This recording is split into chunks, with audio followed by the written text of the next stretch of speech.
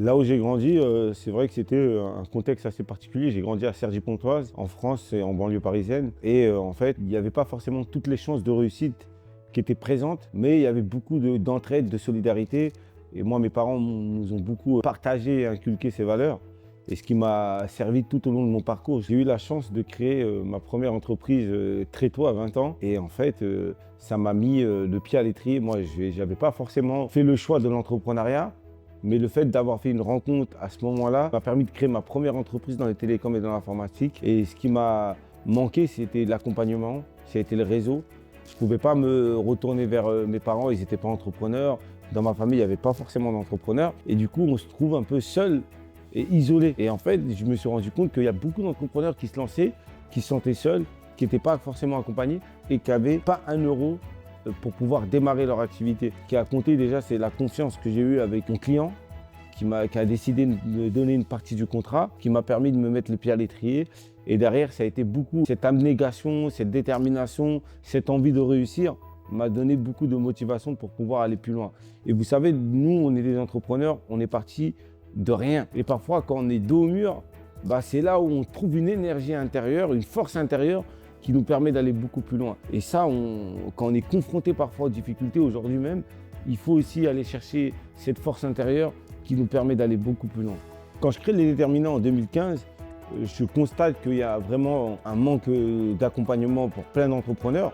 Moi, où j'étais, je voyais des entrepreneurs qui se lançaient, notamment dans les quartiers en France, et 50% d'entre eux, au bout de 3 ans, ils fermaient leur entreprise. Pas parce qu'il n'y avait pas un marché, pas parce qu'il n'y avait pas un modèle économique, mais parce qu'ils n'étaient pas forcément structurés. Donc j'en ai déduit un manque d'accompagnement, un manque de réseau, parce que le fait d'être pas dans un écosystème économique qui vous pousse à aller développer votre business et trouver des marchés et même d'aller trouver des nouveaux partenaires, c'est très compliqué.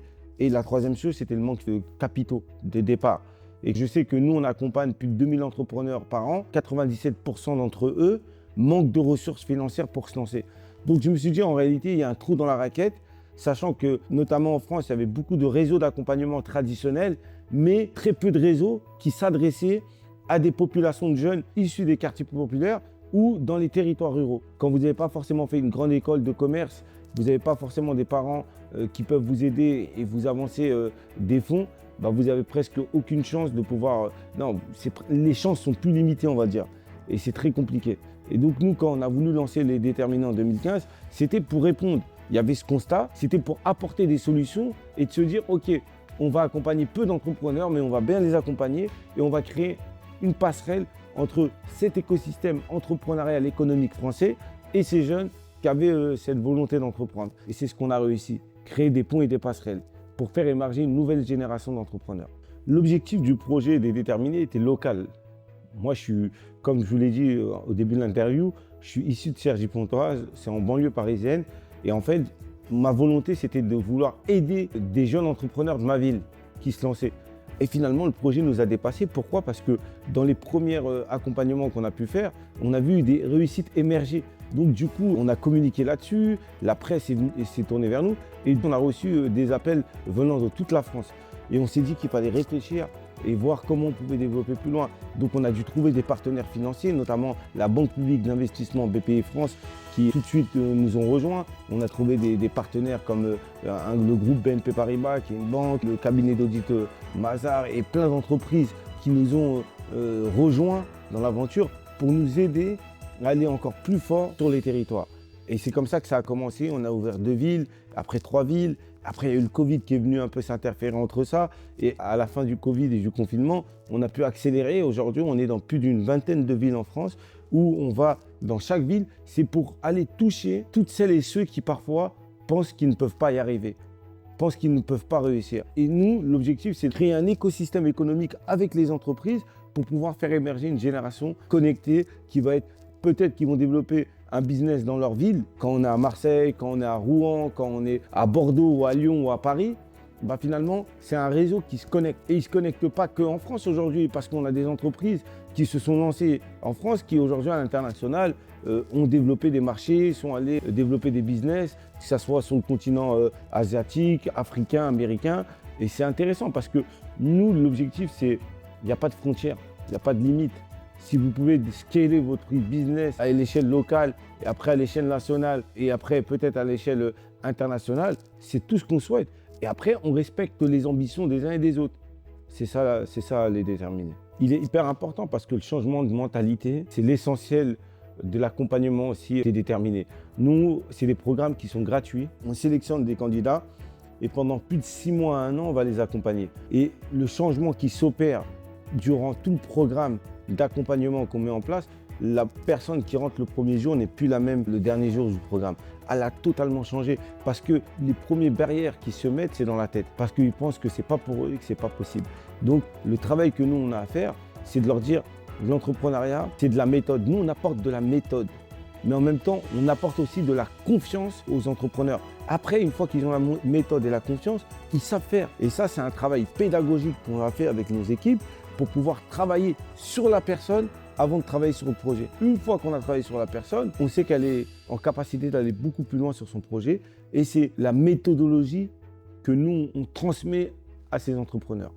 Moi, ce qui me rend le plus fier, je dis toujours, une entreprise, déjà, elle est là pour faire du profit. Elle n'est pas là pour créer des emplois. Elle crée des emplois quand elle est profitable. Et je n'ai pas de mal à le dire parce qu'on essaie de faire en sorte que les entreprises qu'on accompagne, elles soient rentables. Et moi, là où je suis le plus fier, c'est 80% des entreprises qui se lancent, qu'on a accompagnées. 3-4 ans après, elles sont encore en vie. Donc, elles ne meurent pas. Elles sont là, elles résistent, elles vont chercher des marchés, elles se battent au quotidien. Et en se battant au quotidien, elles génèrent de la richesse.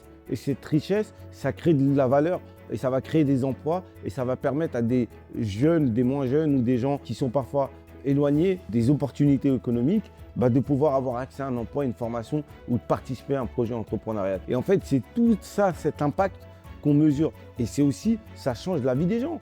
Parce qu'une entreprise qui fonctionne, qui crée de la valeur, qui crée de la richesse, c'est tout un territoire qui sort par le haut. Et l'objectif, pour moi, c'est vraiment de créer une émancipation économique des populations les plus éloignées. Mais pour moi, il n'y a pas de réussite sociale sans une réussite économique, comme il n'y a pas de réussite économique sans une réussite sociale. Et les deux tirent l'autre vers le haut. Et aujourd'hui, il y a plein d'exemples que je pourrais vous donner. Quand je vois Amadou d'Habitao qui a lancé un média, qui avait une idée de créer un média pour raconter des histoires positives des jeunes issus de tous ces territoires qui réussissent, banlieusards nouveaux.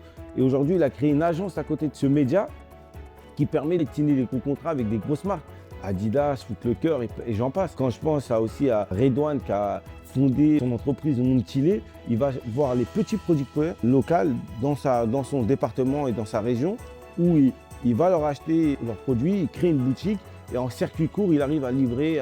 Et là, il ouvre sa 3e boutique. Je pourrais vous parler de plein d'autres exemples qui ont réussi. Il y a autant de femmes qui réussissent. Il y a Yasmine qui avait monté une belle boîte, qui a été rachetée il n'y a pas très longtemps. Elle était dans le transport marchandises du dernier kilomètre. Elle a été rachetée par un grand groupe. Et aujourd'hui, elle pilote une grande entreprise dans ce groupe qui fait 15-20 fois la boîte qu'elle avait. Donc c'est des parcours de réussite qu'ils ont commencé chez nous avec rien. Et finalement, aujourd'hui, ils se débrouillent très bien. Et il faut continuer à les accompagner, il faut continuer à passer le message, il faut les faire grandir, il faut les mettre en réseau. Après, ils savent faire.